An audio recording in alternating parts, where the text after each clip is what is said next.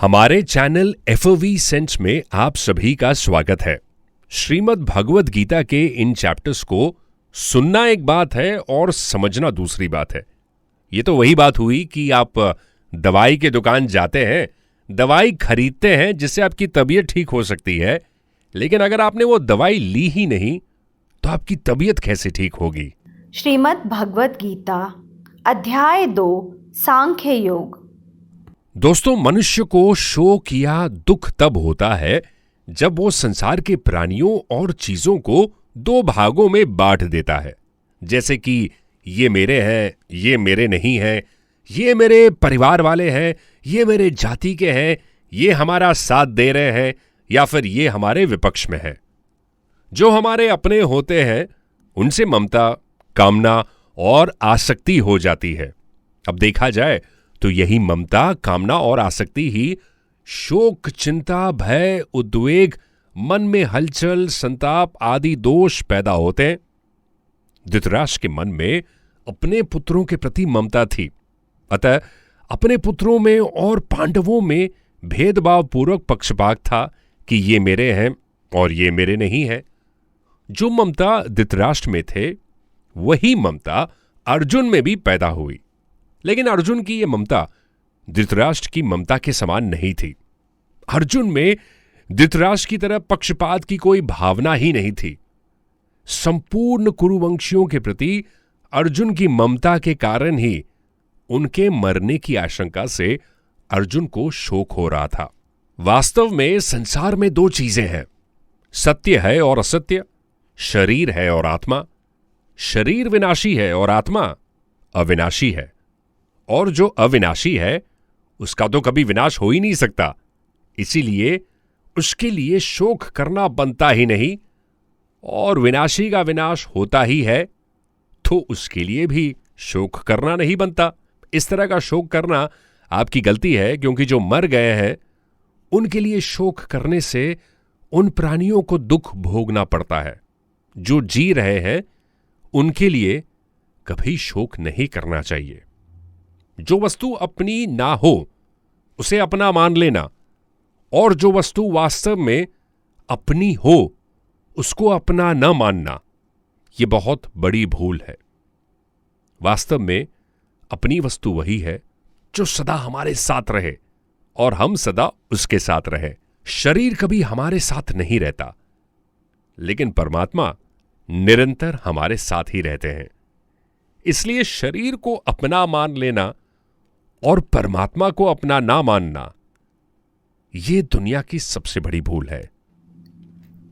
न त्वेवाहं जातु नासम न त्वं नेमे जनाधिपाः न चैव न भविष्यामः सर्वे वयमतः परम। ऐसा कभी नहीं हुआ कि मैं किसी भी समय में नहीं था या तू नहीं था अथवा ये समस्त राज्य नहीं थे, और ना ऐसा होगा कि भविष्य में हम सब नहीं रहेंगे।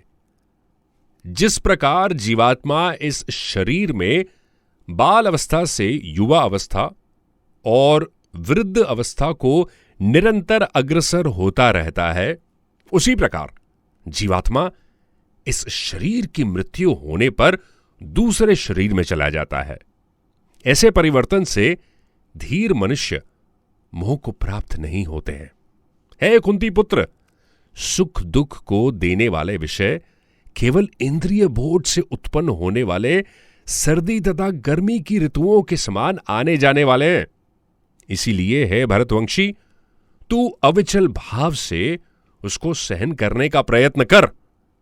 जो मनुष्य दुख तथा सुख में कभी विचलित नहीं होता है, दोनों परिस्थितियों में समान भाव रखता है, जिसका एक इंग्लिश वर्ड भी है और हम कहते हैं बैलेंस, ऐसे धीर पुरुष निश्चित रूप से मुक्ति के योग्य होता है। आमतौर पर लोग परिस्थितियों को बदलने का विचार करते हैं जो कभी बदले नहीं जा सकते और जिनको बदलना संभव ही नहीं।